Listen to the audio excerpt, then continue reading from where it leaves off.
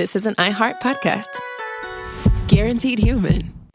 With no fees or minimums on checking accounts, it's no wonder that Capital One Bank Guy is so passionate about banking with Capital One. If he were here, he wouldn't just tell you about no fees or minimums. He'd also tell you about how Capital One cafes are open 7 days a week to assist with your banking needs. Yep, even on weekends. It's pretty much all he talks about, in a good way. What's in your wallet? Terms apply. See CapitalOne.com/bankguy. Capital One N.A., member FDIC. All cat parents understand the feeling of being totally ignored by your cat and often thinking, does my cat even love me? There's only one solution to solve that, Sheba. Feed your cat Sheba and go from feeling ignored to truly adored in 12 days guaranteed or your money back. Sheba has a menu of products, appetizers, entrees, treats, and even a kittens menu. So Sheba has a product for even the pickiest eater, like Sheba Puree made with bone broth, a smooth and creamy texture that cats love, or Sheba Grilled, protein-rich formula made with real chicken and seafood. To learn more, check out Sheba.com. Hi there, it's Josh, and for the SYSK Selects this week, I've chosen How McCarthyism Works. Unfortunately, it seems like it's always a pertinent time to cover McCarthyism. There's always some jerk who's persecuting other people, and I hope it opens some eyes. Might not otherwise have been open. To our friends in the gay community, our apologies for using the word homosexual without making air quotes. This was 5 or so years ago, and I like to think we've evolved somewhat since then, but still, sorry about that. And just as a final note, you should probably disregard the rules to the contest that's now defunct. That's come up at the end of the episode. Contest is come and gone, and it was fun. So enjoy the Stuff You Should Know Selects.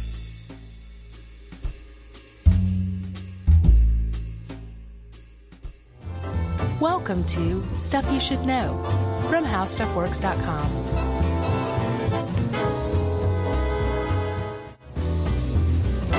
The dream police, they get me out of my bed. That's They're all in my head. In my head, right? The dream police live inside of my head. Okay. Well, Come to me in my bed. okay. Thank you. I'm so glad you're here, Mr. 40-year-old guy. Hey, and welcome to the podcast. I'm Josh, and that is Chuck Bryant. Is that how we're starting? Yeah. All right. And since we started off with Dream Police, you know that this is Stuff You Should Know.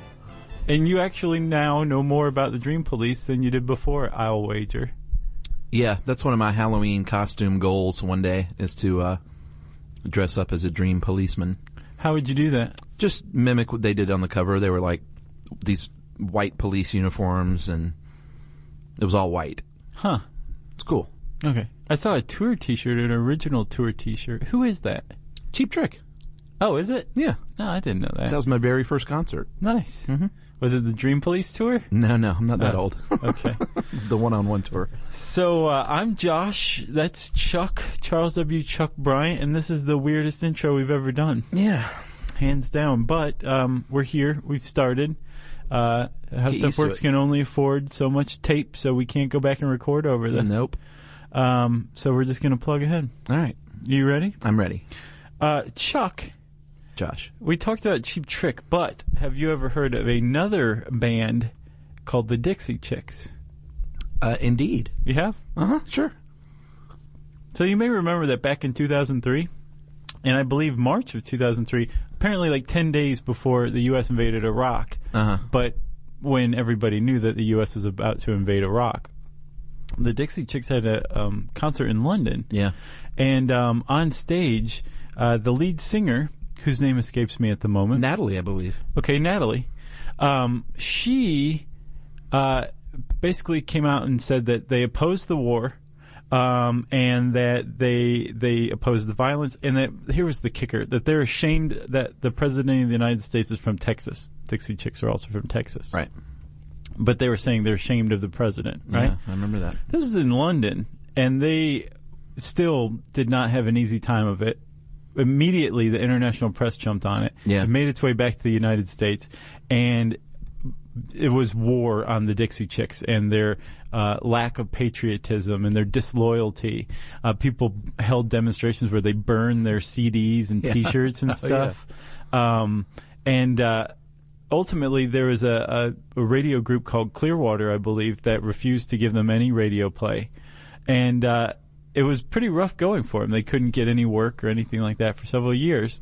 And I was looking for something to intro this episode on McCarthyism with. There you go. That is new McCarthyism. Yeah, they were blacklisted. Yeah, they couldn't get work because they expressed an unpopular, unpatriotic sentiment. Yeah. And basically everybody turned on them. McCarthyism. Almost hysterically, one could say, they were turned on. Yeah. Very good. But they're back, baby. The Dixie Chicks are back and better than ever. Are they? I don't know. Didn't they do like a whole lot of like USO touring and stuff to like kind of shake it off? I don't know. I think they did. Hooked up with Toby Keith? Yeah. That'll do it. Yeah. His jingoism rubs off on you like stank.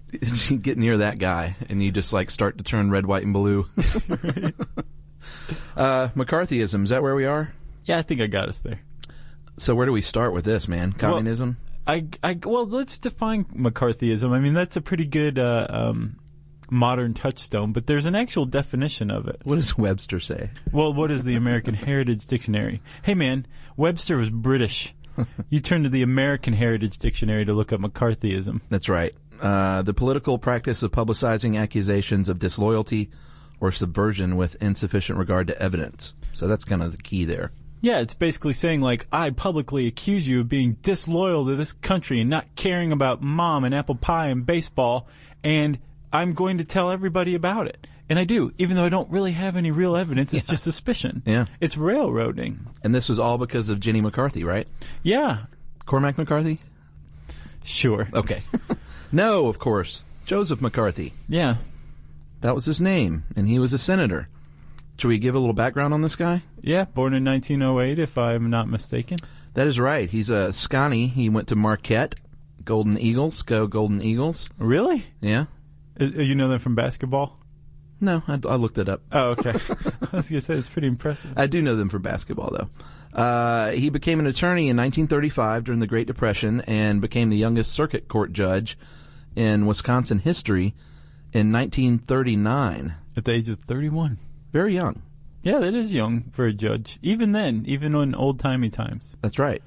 Joined the Marines in World War II, but because of a hazing incident or accident, had a broken foot, so he was, I guess, discharged? Yeah, after honorably. 2 years. But impressively, he made it to captain in those 2 years, so he's a Marine captain. And he rode that for all it was worth as far as using it to get elected to Senate. Right. He in 1944... he ran for Senate in Wisconsin and lost. Yeah. But that's where he cultivated his image of Tail Gunner Joe. Yeah. That was his name. Yeah. And he just kind of, like you said, rode that military service for all it was worth. Yes, but he did win a couple of years later in 1946 and became a junior senator and was sort of floundering as a senator as far as making a name for himself until he latched on to the idea of let's get some attention here and start calling out people in power as secret communists. Yeah. So he had like this two-prong attack, Chuck. It wasn't just like calling out these secret communists. It was simultaneously calling out the soft liberal establishment that was apparently fine with letting communists gain position of powers within the U.S. government. Which was not true. Or was it? It was not. Well, in 1950 in West Virginia, he gave a speech on Lincoln's birthday, and he had this list of like 208 names of people who worked for the State Department that he said were like communists, drug addicts, sexual deviants, which was AKA for being gay, and said that these people need to be rooted out. And the list was accurate. It had been published a few years before by the State Department. But he was using it as an example of not only is this real, are these people really in government power? Right. But the State Department itself published this list, and these people still work there. So what's going on? Let's go get the commies out of government, okay?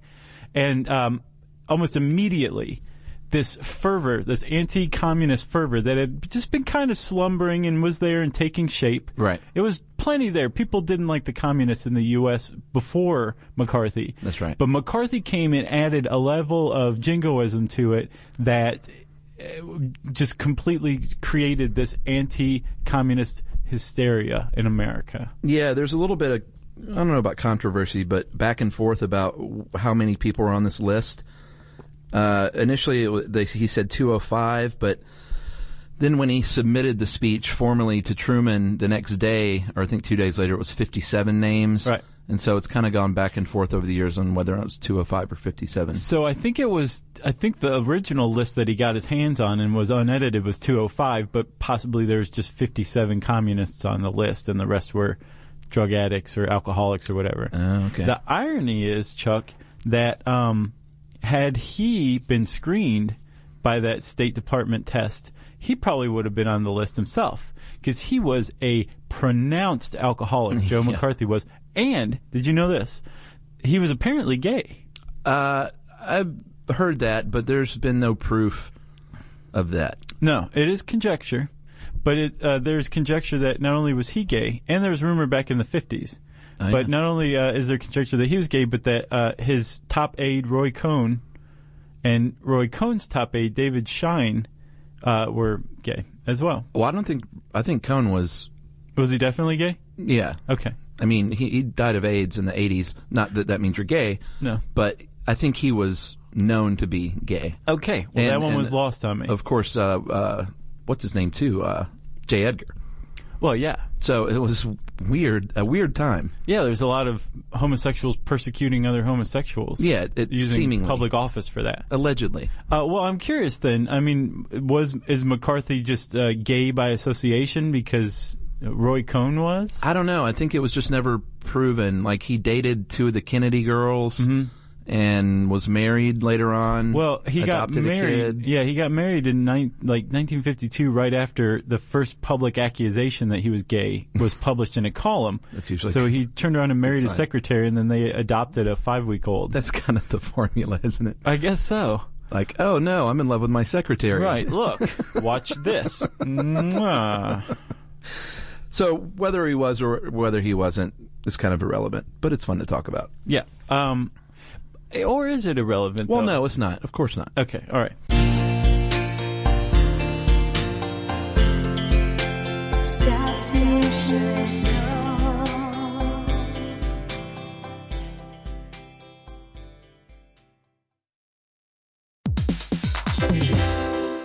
Hey everybody, we're here to talk to you about Wayfair, who believes that spaces should be functional, they should be comfortable, they should be well-designed, and they can be well-designed by you with their help. Your updated space should feel more comfortable, inviting, and practical for everyday use. And we're talking about outdoor seating. We're talking about grills. We're talking about major appliances. If you need storage solutions, Wayfair can help you out. Patio lighting, rugs, decor. It is your one-stop shop for home. Yeah, I mean, it's getting nice out, so it's time to think about living outdoors for the next few months. And Wayfair knows that outdoor furniture, it's heavy, it's intimidating to assemble. So Wayfair has stepped in and said, we're going to handle the hard part so you don't have to. That's right. You can shop Wayfair Verified, your shortcut to the good stuff. And that means their team of product specialists are going to vet everything by hand using a 10-point inspection, testing things like, quality materials, functionality, and features, and even how long it takes to build that piece of furniture. And the overall experience save time, reduce hassle, and improved convenience. Patio season is here, and these deals won't last. So head to wayfair.com right now to get your outdoor space ready for way less. That's WAYFAIR.com. Wayfair, every style, every home. Spectrum Business keeps businesses of all sizes connected seamlessly with fast, reliable internet, advanced Wi-Fi, phone, TV, and mobile services. That's right. And Spectrum Business offers 100% U.S.-based customer support 24/7 to help you stay up and running. And they offer tailored connectivity solutions with packages built for your business budget. Yeah, so it's no wonder millions of business owners rely on Spectrum Business to keep them connected. Visit spectrum.com/business to learn more. Restrictions apply. Service is not available in all areas.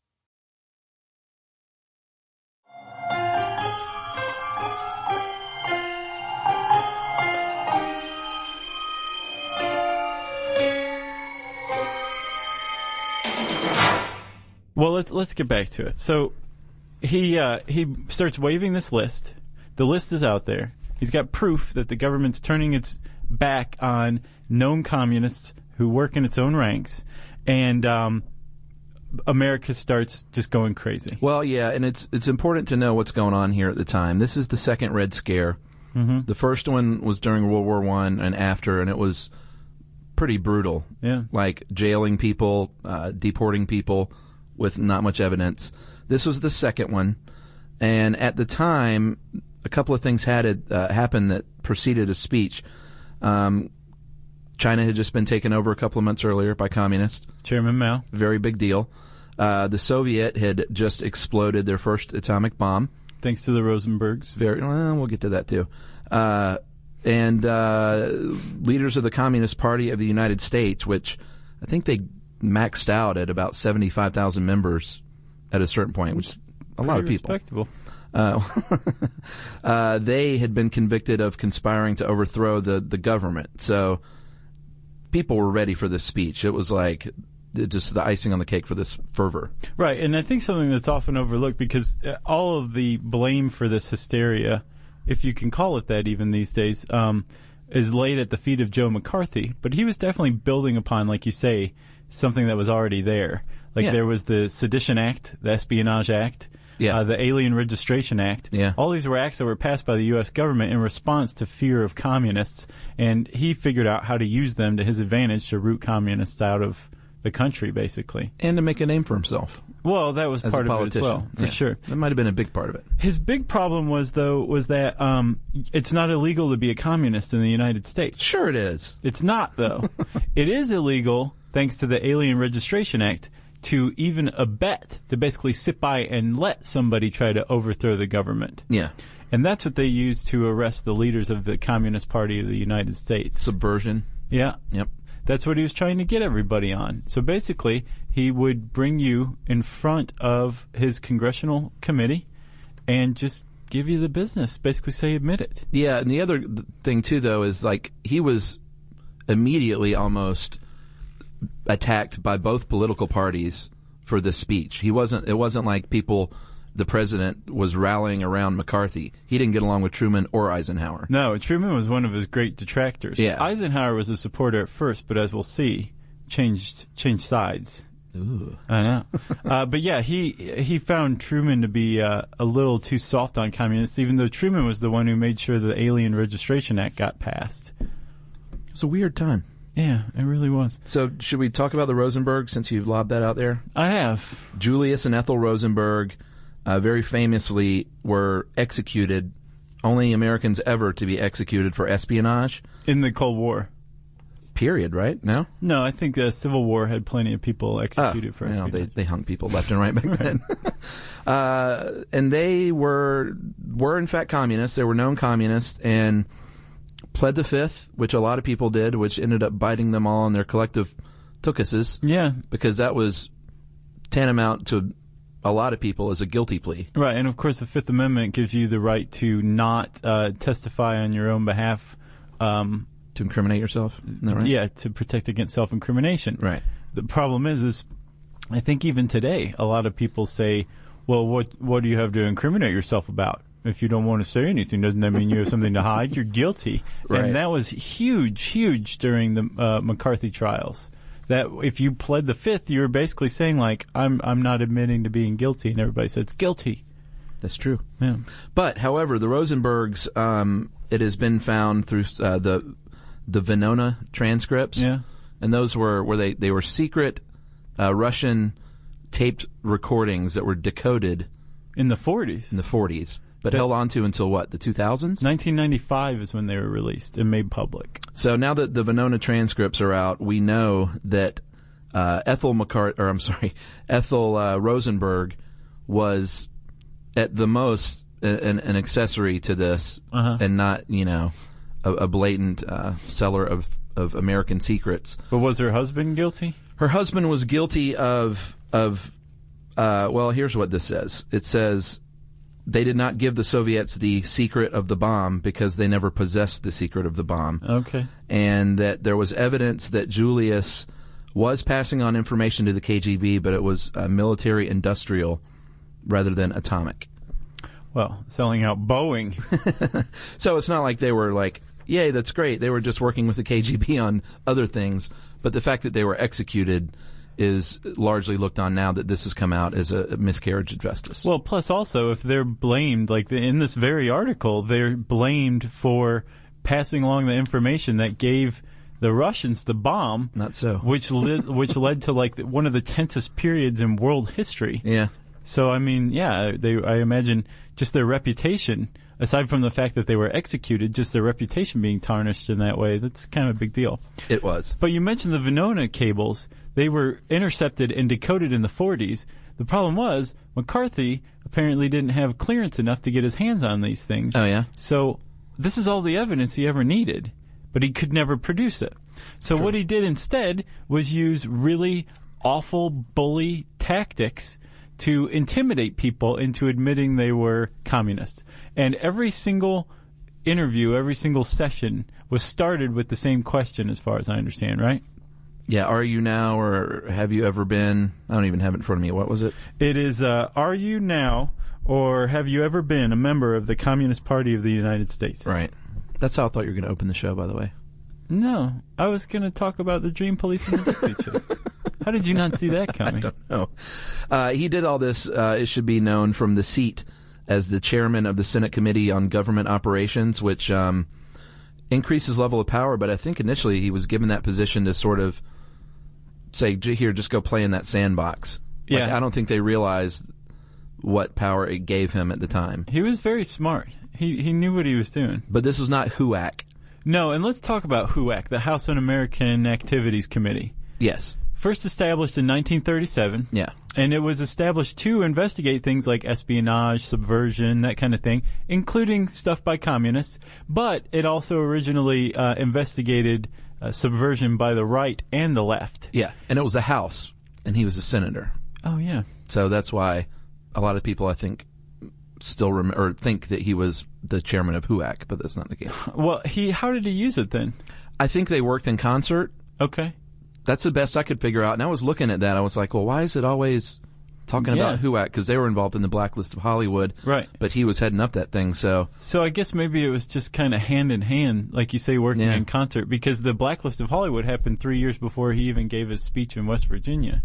Oh, is that when it started? Yeah. Well, there you have it. The HUAC, the House Un-American Activities Committee, was started in 1937 by, like I said, they investigated the right and the left, but they never investigated the Klan, because apparently the three guys who were in power of the HUAC were all Klan sympathizers, if not members. Wow. So the Klan never got investigated, but everybody else did, including the communists. And it was already sniffed out as just a really insincere political tool. That's how it was being used. And there was a guy who was the head of the progressives, and he basically said, you guys are using this committee as a way to wrap the flag over your grease-stained togas. And you never have to explain your vote, because all you can do, you can oppose anything. You can oppose labor unions. Right. You can oppose the farmer. You can oppose anything you want and never have to answer for it, because you just say that you're fighting the communists. And, yeah, well, the labor unions was a big part of the first Red Scare. Yeah. Was the rise of the labor unions and all these strikes going on, and people are like, well, the labor parties, they're communist. Right, exactly. But that's how it happens. Like, basically they say that Labor Party, communism, same thing. The American public doesn't put too much thought into it, buys it, and now, still to this day, people compare the two. Yeah. It's sad. It is. It's left an indelible mark, you could say. It has. And like you said, he was an intimidator, threatened prison, no evidence or very little evidence, and he would attack people, release names publicly, and ruin people's lives without any recourse, except that in 1957 the Supreme Court ruled that constitutional rights of witnesses were guaranteed during a congressional investigation, even though it's not court. Right. So they got a law in the books, thankfully. Thanks to him. Yeah. Yeah, apparently McCarthy's big problem was he had good information, just no evidence. Like, he got all of his information from the FBI, right, from Hoover's FBI, but it was basically just hearsay and conjecture that was right. There was just no evidence to back it up. So, yeah, he just used to try to beat people over the head and intimidate them into agreeing, and it worked a lot of times. Oh, yeah. It had worked before, too, when Hollywood was blacklisted. Do you want to talk about Hollywood? Yeah, let's do it. This is the most interesting part to me as a movie guy. So we were talking about how there was this blacklist that was created. There's an official version, as I understand, right? An official blacklist? Is there, or was it all unofficial? No. I mean, like 320 people were on it, but there's some, like Orson Welles was supposedly on it, and Charlie Chaplin, but I don't think that was proven. Or maybe I'm wrong. I couldn't find. I found a list of people, but I don't know if there was an official list passed around. There probably was. So basically, there was a pamphlet called Red Channels, and it was put together by some FBI guys and a producer in Hollywood, a right-leaning producer. And it was a blacklist. It was basically the blacklist. And it was distributed to everybody in the entertainment industry. And basically, if your name was on there, to get work, you had to go appear before the House Un-American Activities Committee or McCarthy and clear your name. And then you could get work again. Or name names. Name names. And a lot of people did, like Lee J. Cobb, great actor in 12 Angry Men. He named names. He apparently put up a heck of a fight for a while and then finally said, like, my family's starving and I thought about it. I'm not willing to die for this, so here's some names. And then he named some names, and some of those people would name some more names, and people were naming names. Other people were going to Europe, like Chet Baker. He was on the list because he was gay, as far as I understand. So he went to Europe and never came back to the U.S., I believe. Yeah, Chaplin went overseas to get work, too. Elia Kazan, very famously named names, legendary director of On the Waterfront, named 8 names of people that were already known to be communists. So that was his reasoning, was, I got to save my career. I'm not willing to go down for this. They already know these people, so I'm just going to name those 8. Yeah. And he was, did you watch the Oscars in 2002 when he got his honorary award? It was divisive, to say the least. They brought him out there. I think Scorsese and De Niro brought him out, and they showed reaction shots of the crowd, some people standing and cheering, and then, like, Ed Harris and Amy Madigan, like, sitting there scowling, and, like, Nick Nolte sitting on his hands. Yeah, you don't want to tick off Amy Madigan. I bet she's mean. Yeah. But, so yeah, that was really divisive. Before the blacklist, though, or I don't know if it was before the blacklist, but the Hollywood 10 were very famous because they were 10 screenwriters. I think 9 of the 10 were screenwriters. One was a director. But they always pick on the writers, it seems like. Yeah. But they were questioned by McCarthy and said, we're not cooperating. We're going to claim our First Amendment right to free speech. And 8 were sentenced to a year in prison. 2 received 6-month sentences. And out of the blacklist, and that was the Waldorf statement, very famously was issued. The head of the MPAA met with basically the member of every major Hollywood studio behind closed doors, developed their blacklist, released the Waldorf statement because it was at the Waldorf Astoria, and said, these people aren't going to work again. And here are their names. Wow. And I think only at the end, out of the 300 and something, only about 10% ever, like, worked again. It's so sad. Burgess Meredith, he was on the list. He worked again. He was great in Batman. In the Rocky movies. Oh, yeah, that too. Oh, and Batman. Yeah, remember the Penguin. Zero Mostel, he was on there. He was great in The Producers. Pete Seeger. He was... folk singer. Yeah.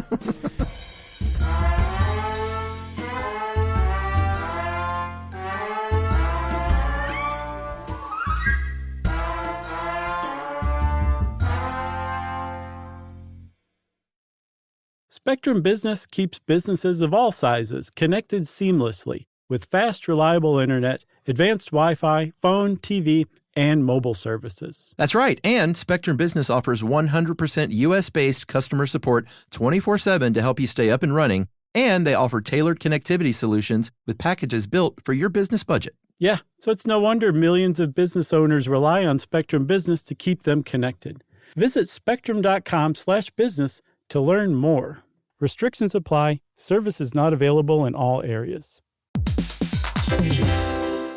If you own a home, you already know stuff breaks. It's not if, it's when. And somehow it's always like the AC in July or the fridge right after you go to the grocery store. That's why you always hear people say they don't make appliances like they used to, because It's kind of true. That's right. Good thing there's American Home Shield. With an AHS home warranty, they can help fix major home systems and appliance breakdowns like your AC, plumbing, or fridge. And if they can't repair your covered item, they'll replace it, no matter how old it is. And that's huge because fixing an AC can cost a lot. Like, hey kids, our vacation is canceled a lot. Plus, as a benefit to Select plans, you can get real-time video help from live repair experts to troubleshoot home hassles at no extra cost. Listen, everybody, home ownership is already stressful enough. No need to upset your wallet. So check out American Home Shield now and get 20% off any plan at ahs.com/SYSK and see promo details. See ahs.com/contracts for coverage details, including service fees, limitations, and exclusions. American Home Shield. Don't worry, be warranty.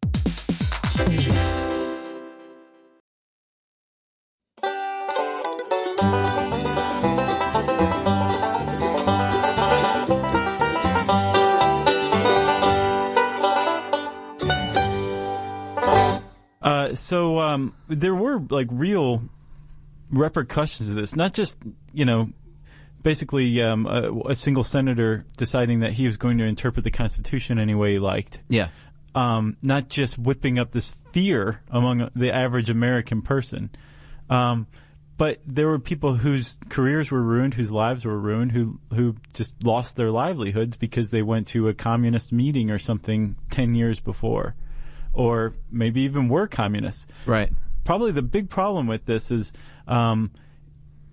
McCarthy took a really Ayn Rand-esque approach to this, where he kind of interpreted allowing Hollywood to espouse any kind of communist ideas as a moral crime. Just like, recently Congress tried to go after NPR for having liberal bias. They were going to cut off its funding. Right. It's very Randian, where it's a moral crime to support something that's trying to destroy you. And McCarthy definitely had that viewpoint, and I think that's why he was going after Hollywood himself. Sure. Or at least supporting it. Well, because, they were supposedly making movies that subversively, supported communism. But the problem is that's going after the intellectuals. He's not going after the spies any longer. He's going after communist thinkers. Yeah. Like people who aren't trying to overthrow the government, they just think communism's a better idea. Yeah. And that's going after spies. I don't think anybody really has a problem with that, but he went well beyond that. So that, combined with his tactics, have basically smeared his name through the mud for the rest of history. It's true. If you're interested in some good movies on the Blacklist era, Guilty by Suspicion is one. De Niro, really good movie. Mm-hmm. And Good Night, Good Luck, of course, which was awesome. Or just read The Crucible. That was great. Arthur Miller famously in 1953 wrote a play that was a very thinly veiled attack on McCarthyism by way of the portal was the witch hunts, the Salem witch trials, which it's basically like, here's what's going on now. Yeah. Goody McCarthy. Right. Surprised he didn't just outright say it. Also, he went after books, too. He apparently had people scan the libraries for books that contain anti-American sentiments. They identified 30,000 titles and purged libraries of these books. What a jerk. So I said it. You said it. So, Chuck, this guy, at one point in 1954, at his peak, there was a poll taken that found, it was a Gallup poll, so that's quality. Yeah. 50% of the American people had a favorable opinion of McCarthy. Like, I don't think Ronald Reagan even ever had 50%. Yeah. And everybody loved Uncle Ronnie. Well, that was in January. That same poll taken in June saw that number fall to 34%. For very good reason. What happened? What happened? What happened was he made the well, he didn't make the mistake. President Eisenhower, for the very first time in broadcast history, said, let's broadcast these hearings. And this time it wasn't the Hollywood blacklist hearings. It was his war on the Army. Yeah, which is a bad move to do when your president is a decorated general from the last war like 5 years before. Yeah, it was called the Army McCarthy hearings, broadcast in 1954 on live television.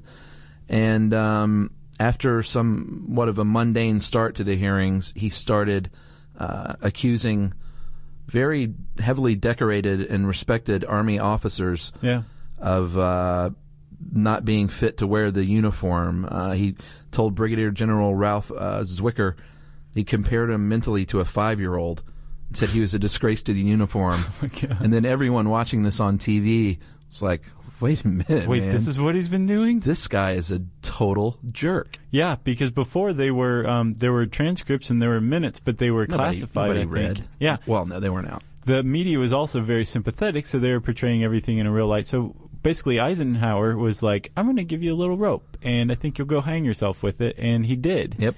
And the American public turned on him like crazy. Eisenhower also instructed his vice president, Richard Nixon, to go speak vaguely but publicly against McCarthy, which he did, which gave the media tacit approval to go after McCarthy. He gave who? The media. No, but who did he get to talk to? Nixon. Oh, okay. Nixon was Eisenhower's VP. Oh, right. And Nixon went out there was like, oh, okay, I'd love to smear this guy through the mud. And he, after that, the floodgates opened, and all of a sudden everybody was all against McCarthy. Yeah. Because basically Nixon had been like, the government's against McCarthy too. And the Army started feeding the media. Army intelligence had dirt on McCarthy. He used his office, or tried to, unsuccessfully, to influence the Army to keep from drafting David Schein, Roy Cohn's lover, or aide. And it didn't work. And then once he was drafted, he tried to use his influence again to get the Army to take it easy on the guy, so he wouldn't go into battle. So they released that to the media. So this guy who's like, smearing decorated Army generals, on TV, right, has tried to use his power to keep somebody else from having to serve. That didn't play very well either. So basically, they censure him, right? Yeah, they said, you know what, we don't like you anymore. I think that's the official statement. Yeah, was we don't like you anymore.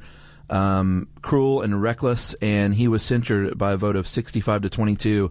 Originally in 1954, there were 46 charges of abuse of legislative power, but they reduced that to 2, or they only censured him on 2 because they didn't want to appear like they were big softies on communism. They were trying to strike the right balance of getting him out of there without looking like they're, commies themselves. Yeah. So he remained in office, at least for a little while longer. But at age 48 in 1957, he died of acute hepatitis from alcohol abuse. If you're 48 and you die from alcohol abuse, then... You've been drinking since you were 1.5. Yeah, he said, apparently, I read some biography bit that said that he, when he was on the wagon, that meant he just drank beer. Crazy. And didn't drink whiskey. Wow. So when he quit drinking, that meant he only drank beer. He was like Dennis Hopper in Hoosiers, except in the Senate. Very powerful. Wait, so he was like Ted Kennedy? Well, he was actually a friend of the Kennedys, which is weird because Kennedys were very liberal, obviously, but he was Catholic. He identified with the Kennedys because they were Catholic. Mm-hmm. Joseph Kennedy was big anti-communist, and he thought, hey, if I can help this guy get into office, then that will be a good road paved for other Catholics like my sons. Like my Johnny. My Teddy, and my Bobby. And my Bobby. And like I said earlier, he dated 2 of the daughters, supposedly, and, well, not supposedly, he did. I just don't know what went on those dates. And John Kennedy was very quiet about this whole thing. He never came out and attacked him because McCarthy was very had a lot of sway in campaigning against Democrats in elections. Yeah. And he never did that to John F. Kennedy. Huh. So Kennedy kind of laid off when it came time to attack McCarthy. Gotcha. And I think Bobby Kennedy actually worked with him. Well, that was another abuse. Like, basically, he used this whole hysteria and the power given to him by targeting New Deal Democrats and basically helping further Republican policies rather than going after the communists. Yeah, he was quoted one time saying that Democrats had been operating on, quote, 20 years of treason. So, like, he accused them of being treasonous Democrats. Right. And Truman once referred to him as the best asset the Kremlin has and said he was out to sabotage the foreign policy of the United States. So, crazy. Man, he did not get along. with anyone. So, Chuck, outside of his group, of course. Here's the kicker. As shamed and publicly humiliated and just kicked to the curb that Joseph McCarthy, the big jerk, he was right in a lot of instances. He was, in a way. I have a historian on my speed dial named John Earl Haynes. Oh, yeah, John. He went over the Venona transcripts, and his conclusion was that out of 159 people identified by McCarthy, 9 of them were aiding Soviet espionage efforts. And he said a majority of those could legitimately have been considered risks, but a substantial minority could not. So he has 9 people, which included a captain in the Navy, Davy, who was still in the Navy, and I imagine he would be for life. 2 atomic spies, someone who held meetings with Churchill and Roosevelt. Yeah, who is that? I don't know. I couldn't find out. I'm very curious. And somebody who held the top office in today's equivalent of the CIA. Oh, yeah? It also says 10 senior-level officials were also later shown to have had communist ties, even though they weren't necessarily a security risk. Right. So there were you can also make the case that if you cast a wide enough net, you're going to catch some tuna along with the sea spiders, as the old saying goes. Yeah, it's still divided. Like some people, Ann Coulter loves the guy now and said, history has shown that he was right about it all. Is she still around? Yeah, she's alive. Okay. Well, what do you think happened to her? I just thought she fell off the radar. Oh, I don't know. Okay. She's not on my radar, but I'm sure she's on somebody's radar. She's on Bill Maher's radar. She's on, Ted Nugent's radar. Really? Yeah, man. He used to, he would guest host for Neil Bortz years back. Uh-huh. And I heard her on his show once, and he's like, I'm just a guitar player. And she stopped him. She's like, I love it when you say that.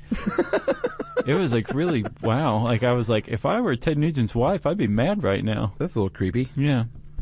So you got anything else?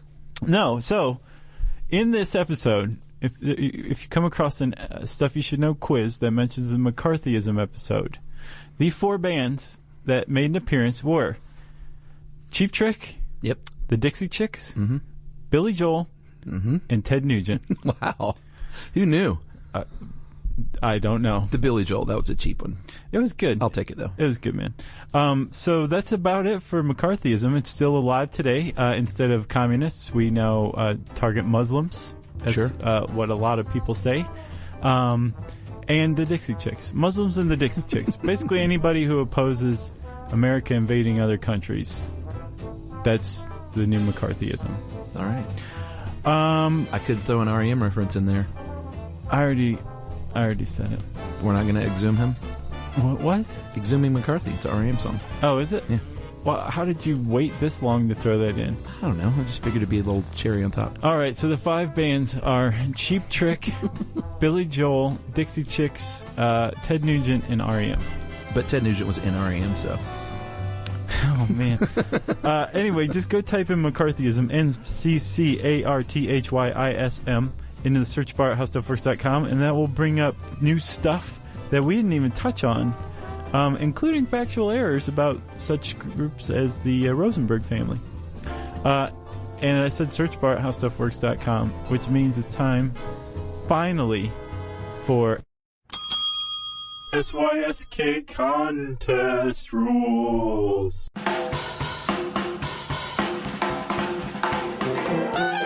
That's right, Josh. We are running a contest, our parent company Discovery Channel is, where you can come to Atlanta and come see the studio, have lunch with me and you and Jerry, and hang out a little bit. Yeah. And if you're interested in such a thing, I don't know why anyone would be, you can enter this contest. It runs through December 31st. Winners are announced the week of 1/1/2012. Yeah. Right at the new year, you get a little gift. That's a big gift. Grand prize, trip for one to Atlanta to go on an office and studio tour and have lunch with us. Includes hotel for one night, airfare up to $500, and an Amex gift card for travel incidentals. Which is nice. Yeah. $20 Amex gift card for the toothbrush you forgot. You know how much? I don't even know. No, I don't. You're the guy with the list of rules in your hand. And there is also a referrer prize. So if you're person A, you enter the contest. Wait, is it refer or referrer? Okay. If you're person A and you refer someone to the contest and they win, then you get a Kindle Fire. So person A has to click share. Person A and B have to both enter the contest. This is so complex. And person B wins the grand prize. Person A wins the Kindle Fire. I would rather win a Kindle Fire. You win the grand prize if you can explain what you just read. Right. And if you want to enter this contest, go to facebook.com/howstuffworks. Or is it howstuffworks.com? I think it's How Stuff Works. And go to the How Stuff Works fan page, not the Stuff You Should Know page. How Stuff Works fan page. You got to like it. Yep. And then enter it. It's right there on the page there, the front page. So you have to live in America. Yeah. And you have to be at least a semi-computer literate to get to this Facebook page and like it. Yeah. But other than that, it's wide open. It's your big chance, probably once in a lifetime chance, to know what Jerry smells like. Here's a spoiler. She smells very pleasantly. She does. So if you want to do that, go do that. And if you want to get in touch with us via Twitter... You want them to call you on Twitter? Via Twitter? Yes. Weird. You can look us up. It's our handle is at SYSK Podcast. You can visit our Facebook page too while you're on Facebook. Go to facebook.com/stuffyoushouldknow. And you can also send us a good old-fashioned email to stuffpodcast@howstuffworks.com.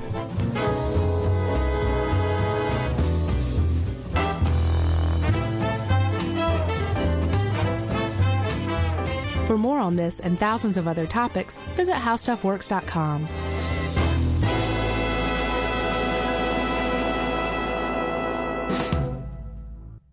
You know, you could be adored by everyone and still completely ignored by your cat. Trust me, I know. But if you feed your cat Sheba, you can go from being ignored to truly adored in 12 days guaranteed or your money back. Sheba has a full menu of products, appetizers, entrees, treats, even a kitten's menu. It's so cute, so Sheba has a product for even the pickiest eater. Like Sheba Puree, it's made with bone broth, their chef-inspired flavors, it's got a smooth and creamy texture that cats love, and contains no corn, wheat, soy, or artificial flavors. It's food that your cat's gonna love. To learn more, check out Sheba.com. That's SHEBA.com.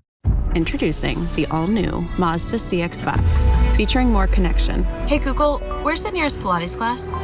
Safety that has your back. More discovery on the scenic routes. More passion in the details. And more control in changing weather. The all-new Mazda CX-5. More to move every side of you. See it in 5 films at MazdaUSA.com/5sides. Google is a trademark of Google LLC. Sequences shortened and simulated. This is an iHeart podcast. Guaranteed human.